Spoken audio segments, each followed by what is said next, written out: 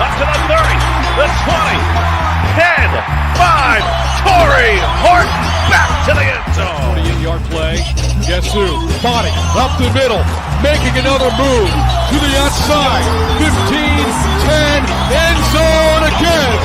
Keeps it. Nice move by Brown. He's got space. He's got 6. 35-yard touchdown for Byron Brown. A record-setting night for the South Florida quarterback. Down so far, a little bit of a high snap. Genty right up the middle. Genty has room. Ashton Genty, give him 6. Second and long. Lagar tries to fit it in. Runnels, it does. Runnels stays up. The show's off his 4-3 wheels. Incredible effort for Runnels. The G5 Hive. All G5, all the time. Welcome to the G5 Hive Live. We are excited to bring you the G5 college football coverage you love each and every week. I am Luke. I am joined by my co-host, Justice. 2 weeks in a row. Some say it's heating up when I got my finger pointing the right way. A week ago, we needed 3 subscribers to get to 500 on YouTube. We asked for your support, and you guys delivered. You guys didn't disappoint. We had 33 more subscribers to the channel this past week. We appreciate all the support we received this last week, all year long, but we're not done growing. So wherever you are, wherever you're watching or listening to us, we would greatly appreciate you heading over to YouTube, hit that subscribe button. The G5 Hive merchandise store is now live. Link in the YouTube video comments, as well as pinned to our X page and on the bottom of the screen. Boca Raton Bowl. Western Kentucky Hilltoppers versus James Madison Dukes in Boca Raton, Florida. Wednesday night, 5:30 p.m. Eastern on ESPN. I guess before I get too far into this, we're not talking about the Memphis versus West Virginia in Frisco, Texas. That's happening Tuesday night, which is either happening tomorrow or today, depending on when you're listening. We talked about that last week. So if you want to grab that, go check out our podcast from last week.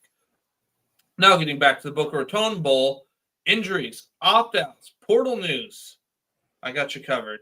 Western Kentucky injuries. Rivers is out for the season.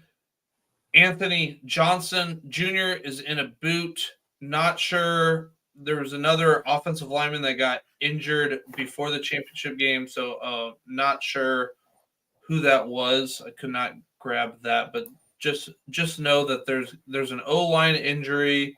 Rivers is out, and then Anthony Johnson in a boot, so he's probably out. Opt-outs and transfers for Western Kentucky. Helton allows his portal guys to play. He actually does a pretty good job of getting people to play. I feel like he had a whole bunch of people in there last week. A lot of them. He did. He did. We talked about that.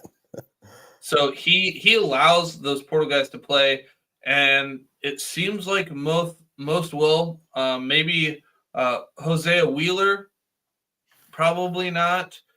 He was visiting Indiana, Wisconsin during like the practices, and when the team was leaving, it just didn't make sense that he probably won't be there.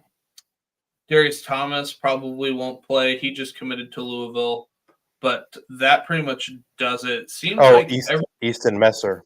Easton Messer's probably won't play either. Probably won't play either. But everybody else. The expectation is Veltkamp will, should play. Just something to note there. James Madison, QB Alonza Barnett, he's out. Atkins will start, but we'll also probably see a little bit of true freshman J.C. Evans. Left tackle Tyshawn Watt missed the whole season with a knee injury, but he's likely to play. He'll still be able to redshirt this season. He was a preseason all Sun Belt, and if healthy, that is a big upgrade for the team. Jesse Ramel, he's going to hit the portal. He's not going to play. And then as I go in here to opt-outs and transfers, D-line Darnold Dengaway, he just committed to Rutgers about a week ago. He will not play along with Jesse Ramel, but they should be getting, like I said, Tyshawn Wyatt back at left tackle. Now, Justice is going to take it over with players you need to know from each team. Take it away. Yeah. So when Western Kentucky has the ball, they're led by their quarterback Caden Veltkamp. Caden Veltkamp is in the transfer portal, but he is expected to play. He was in the transfer portal last year, and he didn't start the game, but he did come back and play and led them to a big come from behind victory. He played phenomenal in that game. Actually, Did they play that game? they played Old Dominion. Okay. Yeah, we blew a 28-0 lead or 28-point lead. I don't remember if it's 28-0. Sorry to bring up the memories. Yeah. Yeah. But yeah, the expectation is that Caden Veltkamp will play in this game. When he's throwing the ball, his Easton Messers and Keyshawn Johnson are probably his two top targets. Like I said, we don't expect Easton Messer to play in this game, so look for Keyshawn Johnson, and I would probably Dalvin Smith would be the next man up, kind of for the Hilltoppers there at receiver. Keyshawn Johnson was kind of their leading receiver in the regular season, and then running back Elijah Young. They use him a lot. He's the man on the ground, but they'll pass the ball to him a lot too. Use him out of the backfield in a wheel routes. That was really effective against Old Dominion last year. I can't tell you how many times he caught a ball in a wheel route out of the backfield. So look for those kind of things from this Western Kentucky offense.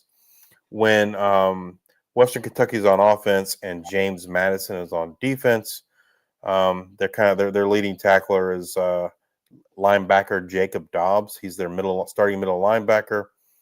He is a transfer from Holy Cross following Coach Chesney over. And they have a strong defensive line. I don't think it's quite as strong as it was last year, but it's still a pretty strong defensive line. They're led by defensive ends Eric O'Neill and Kari Mons, and defensive tackle Chris Fitzgerald, and they get after the quarterback. I want to say O'Neill had 13 sacks, 11 sacks, something like that. Kari Mons not far behind, and Fitzgerald was one of the top guys in terms of havoc from that interior D line. So those three guys definitely get after the quarterback. And they got some talent in the defensive backfield too. Safety Jacob Thomas and cornerback Terrence Spence, some of the best safety and corner in the G5. Terrence Spence was a semifinalist, I think, for the Thorpe Award. He had, I think he might have led the G5 in interceptions. I think he had 5. And Jacob Thomas also did very well. They both were in the top and near the top in the G5 in terms of adjusted net yards per coverage snap. I think Jacob Thomas was in our top 5, and I think Spence was, I don't know, like number 6 or 7. So definitely a strong defense for those Dukes. Now, when JMU has the ball, as we mentioned, Alonzo Barnett is out due to injury. So Billy Atkins gets that start. You've seen Billy; he's played a few games over the last couple of years. He's not as mobile as Barnett, but that doesn't mean he's not mobile. He's just not. He doesn't do as much with his legs, but he can still scramble when he needs to be. He's a veteran. I believe this is his last year. He's been there for several years. Started games, finished games for him. So I don't look for like this game to be too big for him. Running back, they're led by George Pettaway. Had an outstanding year, and he can do it both on the ground and through the air as a pass catcher. And then their top receivers are Ymir Knight and Omari and Dollison. And then tight end Taylor Thompson as well. Taylor Thompson is I believe he's a senior. But those three guys are kind of the top targets for the JMU offense. When JMU has the ball and Western Kentucky's on defense, the big question for me is where the pass rush is going to come from. We mentioned Jose Wheeler's in the transfer portal on that D line. Deontay McCray, who can may play in this game. He is their top sack guy, but he is also in the portal. Doesn't mean he's not going to play, but we don't expect Wheeler to play. So they may struggle a little bit with the pass rush. But they're led in the defensive backfield with safety Devontae Matthews, cornerback Upton Stout, Anthony Johnson Jr. at corner, and DeMarco Williams at safety. Those guys are great in run support, great in coverage as well. And their top linebacker is Darius Thomas. I expect it to be a pretty good game. Do you happen to know what the line is in the game? So looks like JMU by 7.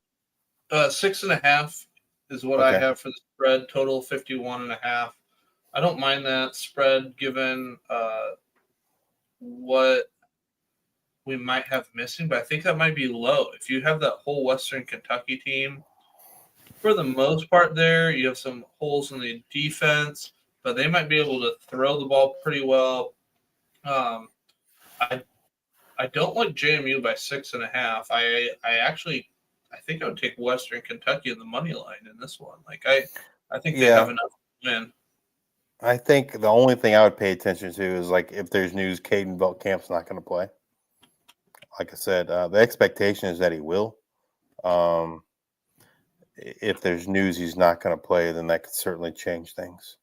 That's kind of that would be what I'd be looking for. But yeah, I tend to agree with you. I think if the line's that high, then I would favor the Western Kentucky side.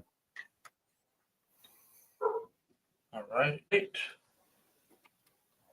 That is our show tonight. Come back to join us next week as we discuss what happened in the G5 Bowl games, as well as look forward to our next set of G5 Bowl games. And as always, bring you up to date on all the latest news and happenings in the world of G5 college football. If you're watching us on X, please give us a retweet, a like, and a follow. If you're watching us on YouTube, please hit that like and subscribe button. And if you're listening to us on Apple Podcasts or Spotify, please subscribe and leave those 5-star ratings and reviews. Thank you all for your support. And until the next time, we are the G5 Hive.